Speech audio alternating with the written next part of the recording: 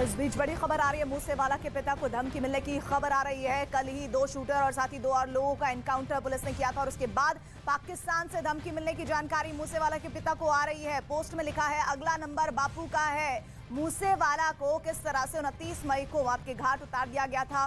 कई ताबड़तोड़ कई राउंड फायरिंग हुई जिसमें उनकी जान चली गई थी। सोशल मीडिया के जरिए ये धमकी पाकिस्तान से मिली, जिसमें मूसेवाला के पिता को धमकी मिलने की जानकारी सामने आ रही है कि पोस्ट में लिखा गया है, अगला नंबर बापू का है।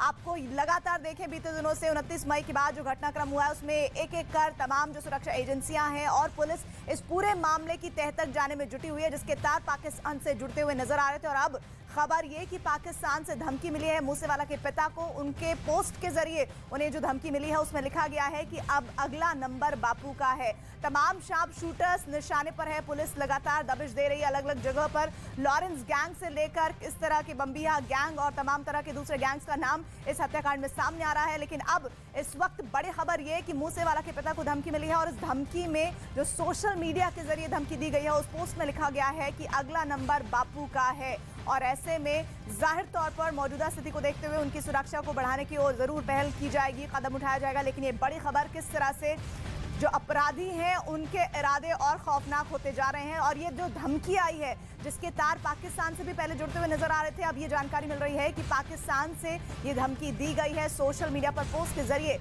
ये धमकी दी गई है जिसमें लिखा गया है, अगला नंबर बापू का है। बिना सिक्योरिटी गार्ड्स के मूसेवाला अपनी थार गाड़ी में सवार होकर निकले थे और उसी दौरान 29 मई को उनको ताबड़तोड़ गोलियों का शिकार होना पड़ा था। उनकी जान मौके पर ही चली गई थी। लेकिन अब पूरे मामले पर जहां पुलिस और सुरक्षा एजेंसियां चौकस है और हर कदम फूंक फूंक कर उठा रही है, वहीं इसी बीच ये खबर सामने आई कि मूसेवाला के पिता को धमकी मिली है। सोशल प्लेटफॉर्म के जरिए धमकी दी गई है। पोस्ट में लिखा है, अगला नंबर बापू का है। सीधे तौर पर चुनौती देते हुए कानून व्यवस्था को ये अपराधी नजर आ रहे हैं, जिसमें सोशल मीडिया के जरिए कौन लोग हैं जिन्होंने मूसेवाला के पिता को इस तरह से धमकी दी है। मूसेवाला के पिता लगातार अपील कर रहे थे। बीते दिनों हमने देखा कि केंद्र से लेकर राज्य के तमाम नेता उनसे मिलने पहुंचे थे, उन्हें आश्वासन दिया था कि उनके बेटे को मारने वालों को बख्शा नहीं जाएगा। और पूरा देखिए, इंस्टाग्राम के जरिए धमकी मिली है, ये अभी साफ हो रहा है, अभी जानकारी आई है, इंस्टाग्राम के जरिए धमकी दी गई है। आनंद तिवारी हमारे साथ, हमारे सहयोगी जुड़ रहे हैं। आनंद, केंद्र से लेकर राज्य के तमाम मंत्री और नेता हमने देखा मूसेवाला के पिता को लगातार ये ढांढस बनाते रहे कि जल्द कार्रवाई होगी, और वो देखा हमने बीते महीनों में कि कार्रवाई हुई। लेकिन ये जो सोशल मीडिया पर धमकी मिली है, कौन लोग हो सकते हैं इसके पीछे, क्योंकि पाकिस्तान कनेक्शन सामने आ रहा है।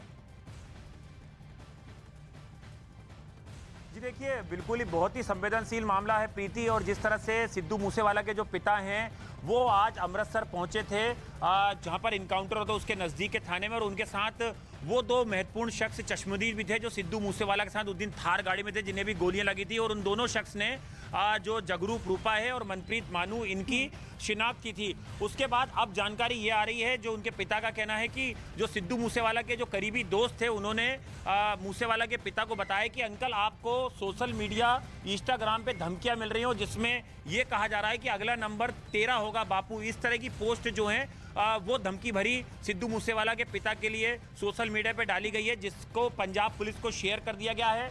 देखना होगा कि पंजाब पुलिस पूरे मामले में किस तरह से आगे संज्ञान लेती है, क्योंकि देखिए, लॉरेंस बिश्नोई गैंग लगातार, जब उसने सिद्धू मूसेवाला का कत्ल किया था उसके बाद से लगातार वो सोशल मीडिया के जरिए धमकी देता रहा। उसके बाद सचिन बिश्नोई ने न्यूज़ 18 इंडिया को फोन करके इसकी जिम्मेदारी ली। उसके बाद गोल्डी बरार ने अपना वीडियो भेजा।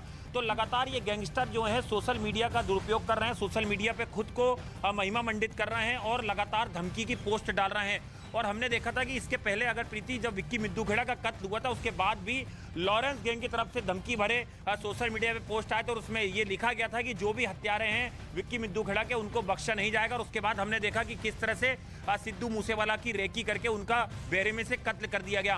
अब आनंद, ऐसे में मैं टाइमिंग पर आपसे सवाल जानना चाहती हूँ। सुनिए आनंद, टाइमिंग, रूपा और मन्नू को कल ही जो शार्प शूटर थे जिन्होंने गोलियां चलाई थी मूसेवाला पर, उनका एनकाउंटर कल ही किया गया है और अटारी के पास किया गया है, जो पाकिस्तान बॉर्डर से महज ही कुछ किलोमीटर दूर है। और ये भी कहा जा रहा था कि उनके इरादे थे पाकिस्तान भागने के। ऐसे में पाकिस्तान से धमकी मिलना और उनका पाकिस्तान भागने की तैयारी करना, क्या इसके बीच कोई कनेक्शन है? जी देखिए प्रीति, ये जांच का विषय है कि जो धमकी मिली है क्या वो भारत के ही किसी शख्स ने दी है, या वर्चुअल नंबरों के जरिए वो रूट करके पाकिस्तान के जरिए आई है, क्योंकि सोशल मीडिया पे बहुत सारी ऐसी पोस्ट होती हैं जो हिंदुस्तान से की जाती है, लेकिन उनका सर्वर या उनका आईपी जो होता है वो हिंदुस्तान के बाहर होता है।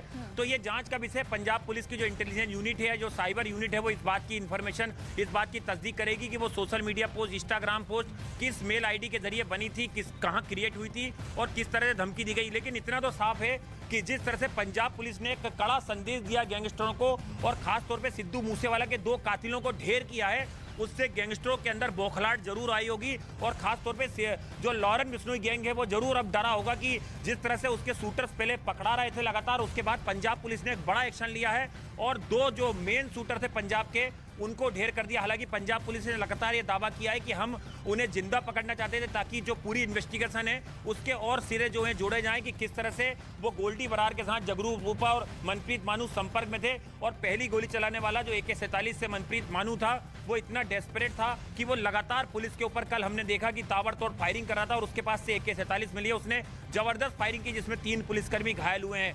तो पुलिस के लिए एक बड़ी सफलता है कि उन्होंने 2 बड़े जो शूटर थे उनको मार गिराया और चंडीगढ़ में आज जो DGP हैं और तमाम आला अधिकारी हैं उन्होंने मीडिया से मुखातिब होते हुए कहा था कि बिल्कुल पंजाब में जो गैंगस्टर कल्चर है उससे बख्शा नहीं जाएगा, उसे बर्दाश्त नहीं किया जाएगा। लेकिन इस समय जब सिद्धू मूसेवाला के पिता अमृतसर पहुंचते हैं और वहां पे वो शिनाख्त कराते होते हैं उन दोनों शूटर्स की, उसके बाद ये धमकी की खबर सामने आती है। जाहिर तौर पर इसको पंजाब पुलिस कितनी संजीदगी से लेगी और आगे इसमें किस तरह से इन्वेस्टिगेशन होगा ये देखने वाली बात होगी। बहुत जबरदस्त इस वक्त जो जानकारी आ रही है इस मामले में वो ये कि पाकिस्तान कनेक्शन, जिसके बार बार जानकारियां और सबूत मिलते रहे इस मामले में, अब एक बार फिर से पाकिस्तान से धमकी मिलने की जानकारी मिल रही है। हालांकि अभी आनंद बता रहे थे कि IP एड्रेस अभी देखना होगा कि आखिर जो इंस्टाग्राम पे धमकी मिली है क्या वो IP एड्रेस पाकिस्तान का ही या फिर भारत से फेक अकाउंट बनाकर इस तरह से धमकी दी गई है। लेकिन सबसे बड़ी बात यह है कि मूसेवाला को भी इस तरह से धमकियां मिलती रहती थी, तब वो जो धमकियां हल्के में ली गई और नतीजा ये हुआ कि 29 मई को उनका किस तरह से ताबड़तोड़ करके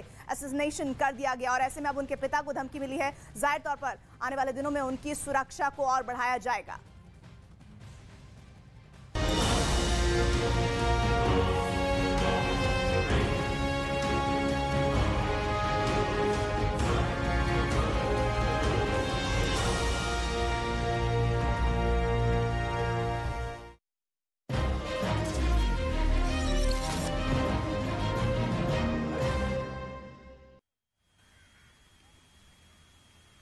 देखिए, भले ही आधिकारिक तौर पर अभी ऐलान नहीं हुआ है कि देश का 15वां महामहिम कौन होगा, लेकिन हर कोई जानता है, पूरा देश ये जान चुका है कि द्रौपदी मुर्मू के नाम पर कभी भी आधिकारिक तौर पर मुहर लग सकती है, ऐलान यहां पर किया जा सकता है। लेकिन किस तरह की तैयारियां यहां पर की